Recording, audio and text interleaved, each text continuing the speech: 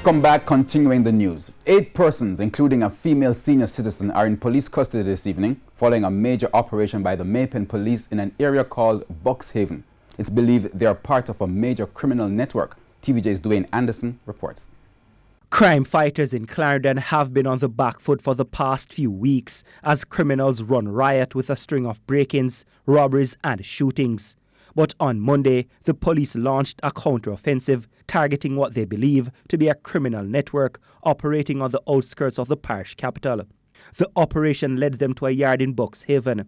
Following a search of the 3 homes in the yard, an undetermined sum of cash, including foreign currency, was seized. The cash had been stashed in refrigerators, under beds, in chests and in bags. A large quantity of car parts were discovered and they were seized. Also during the search, a large quantity of clothing items and other household items, car accessories were also discovered. A number of vehicle documents were retrieved and seized by the police.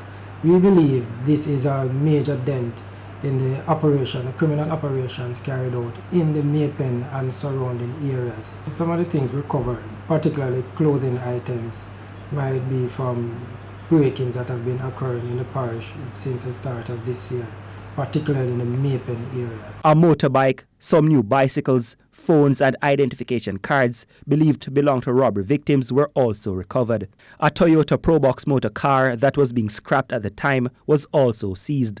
It is believed to have been stolen from the owner in southern Clarendon. What we are doing is asking persons who might have had their vehicles robbed or otherwise stolen in and around Clarendon or adjoining divisions to come to the Maypen police station where they might be able to identify the vehicle documents so that they can assist us with the process of investigation. 4 young men have been arrested in connection with the seizures, but 2 other suspects managed to escape after running into nearby bushes. The police say the men are known to them and they are pursuing them. Further investigations by the police resulted in 4 other arrests. This time 4 women were arrested, including a senior citizen.